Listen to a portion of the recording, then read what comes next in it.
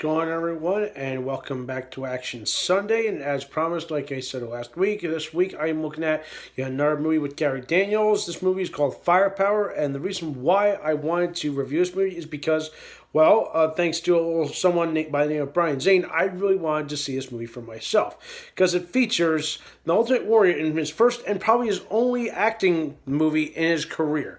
Now, how does this hold up? Because this movie came out in like the early '90s, like in the midst of I would say, the Ultimate Warrior's career, as well as I'd say, '90s cheese. It's that era. So how does it hold up? Well, it's a bit of a mixed bag. Well, of course, but how does this apply to Gary Daniels, and what's the whole plot of this? If no one has ever seen this, so how can I explain this in a nutshell? It's set in the futuristic year of 2007. How far off was the script for this?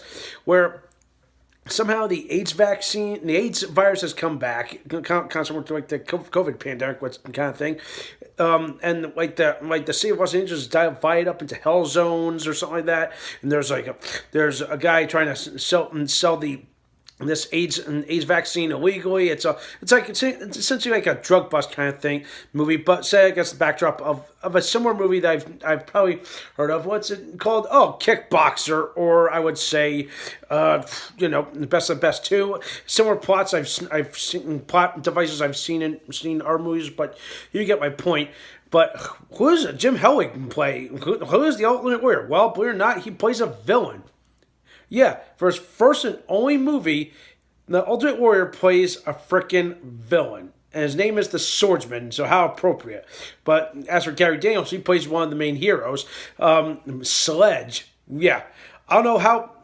I would say it's either the most coolest name or the most stupidest name, but that's who Gary Daniels plays. He plays one of these cops that enters the Hell Zone, not just as regular policemen, but they eventually go in undercover. But after that, it goes off the rails. There's like a whole bunch of fights, a whole lot of violence, and pretty much it gets really, really crazy. And by the end, you're just rooting for the good guy or begging for death, because I have no idea. Like I was really having mixed feelings throughout this movie. I was saying, I like the setting. The dialogue is okay, but yeah, like interesting lingo. I think they tried too hard to build this mythology, this mythos, all of this in this one movie, and the fact that I think they really needed a little bit more exposition. Okay, and you probably heard me say this more when it comes to movies of this genre. It's like, seriously, give us a rolling story. I don't care if you gotta go Flash Gordon, like a Flash Gordon series or Star Wars. Like, tell the audience what's going on.